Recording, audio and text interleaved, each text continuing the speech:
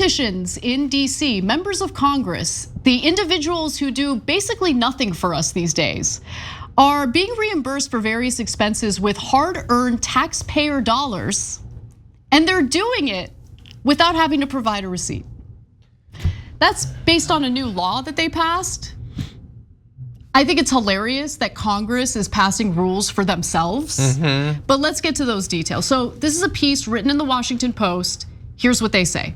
More than 300 House lawmakers were reimbursed at least $5.2 million for food and lodging while on official business in Washington last year under a new taxpayer-funded program that does not require them to provide receipts.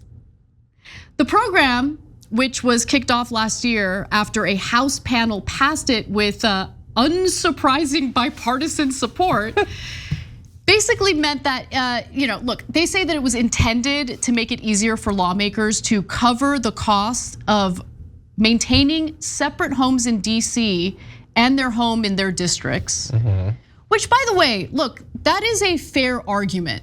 Because if you're gonna have to travel to DC to work, that's funny. But if you have to travel to record your podcast, to engage in theater with your endless hearings, okay?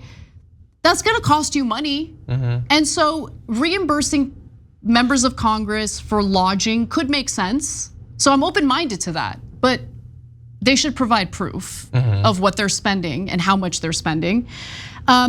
Its reliance on the honor system and lack of transparency makes this super easy to abuse. And in fact, there seems to be some implication in this piece that it is in fact being abused. So the program has only a few strict rules.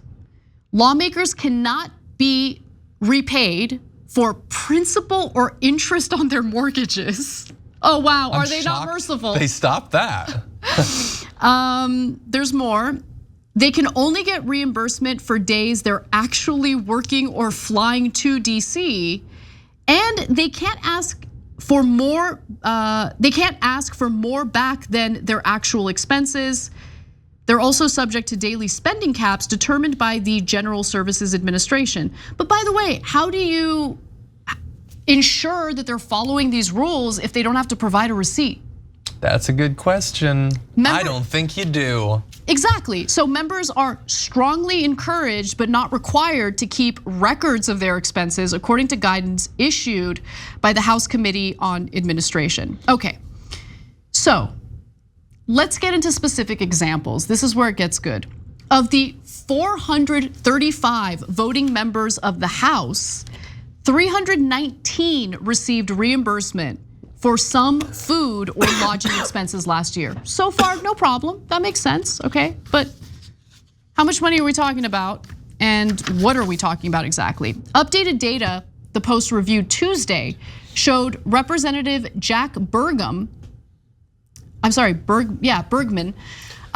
the program's top spender. He was, I didn't even know this guy existed. I was gonna literally say that. I've never heard of this person. I doubt many people have. Like this guy's rolling up his sleeves, traveling to and fro to ensure that he's working on behalf of his constituents. And look, I don't even know you exist, plans. Bro. Why are my tax dollars paying for your reimbursement? He's bringing people into protest for just causes.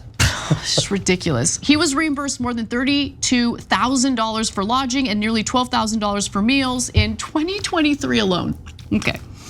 Matt Gaetz was the program's second overall spender with nearly $30,000 in lodging expenses and more than $10,000 for meals in 2023. What are they eating? Caviar? Okay.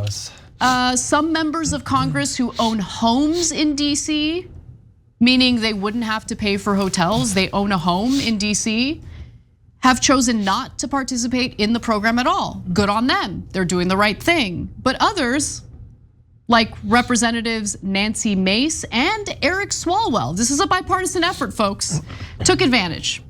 Mace, who co-owns a 1 million. Oh my God. I know, it's insane. $1,649,000 Capitol Hill townhouse she purchased in 2021 with her then fiance, Patrick Bryant, expensed a total of $19,395 over the 9-month period ending on September 30th of 2023, an average of more than $2,000 a month. In the town that she lives in. In the town that she lives in and owns a townhouse in. Okay, she expensed over $3,000 for lodging in January, March, and May. It's just no, that's some BS. That's crazy. That is insane.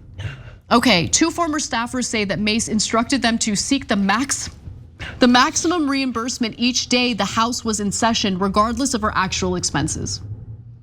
Okay, we got some whistleblowers up in here. This is just the latest story about Nancy Mace from her own staffers, because they all hate her guts, apparently showing that she is utterly corrupt, even for a current serving Republican. So we just took some jabs at a Republican. Now let's talk about Eric Swalwell, the Democrat who also owns property in DC, shouldn't have to pay for lodging out of pocket, but was reimbursed for lodging anyway. So Swalwell, who purchased a $1,215,000 home in Washington, was reimbursed nearly $19,000 for lodging expenses over 11 months in 2023. Okay, now to clarify, Mace and Swalwell are not allowed to ask taxpayers to cover their mortgage payments, but they are allowed to expense, this is insane, taxes, insurance, maintenance, utilities, and other costs. So the cost of housing, yeah. Other than your mortgage. Other than your mortgage, yeah. Why? Because they're robbing us, John. Oh, no, I understand that, it is a bipartisan effort and they're robbing American taxpayers. Listen, I understand that in the grand scheme of things, the amount of money that we're talking about here is negligible because our government squanders, I mean, like billions of dollars on nonsense all the time. But this in particular proves that our members of Congress just see American taxpayers as a piggy bank. Yep. For their pet projects and on their own behalf. Yep. It's disgusting. Yeah, no, I mean, they're already paid far more than the vast majority of them earn. In one term, they get paid more than they'll earn in an entire career. Most of these people, they barely work. Every single one of them has a show on Rumble or a podcast now. None of them actually even want to be representatives. So they're already paid a bunch. They're doing insider trading. Oh, well, that was going to be number 3. No, that was going to be number 3, but it's a good point from you. They protected their ability to engage in rampant insider trading 100%. Also, the vast majority of them are already independently wealthy. They already have tons of money. As they go in, these people can afford $1.2, $1.6 million second homes. I don't think they need our $19,000. I think they're doing just fine. And every single one of them have lined up, thanks to the stuff they've done and not done in office, have lined up lucrative post-Congress careers. They're already benefiting so many ways. It must be difficult at this point to come up with something we can front for them.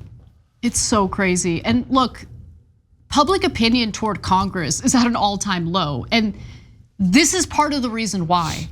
Americans aren't stupid, okay? Even if they're not super politically engaged, you can feel when you're getting screwed over, right? And so I wanna end on this. Congress is already one of the least trusted government institutions, and 81% of Americans believe that members of Congress do a somewhat or very bad job at keeping their personal financial interests separate from their work in Congress, and that's according to a September 2023 Pew Research poll. When you talk about our democracy eroding, and when you talk about the lack of faith and trust in our institutions, this is the reason why. This is part of the reason why. If you want to protect and maintain our democracy and Americans' trust and belief in our institutions, you do it by being an honest actor and actually fighting on behalf of the American people, not your own personal financial interests. But unfortunately, that's not what Congress is made up of at the moment. They're not sending their best, let's just put it that way.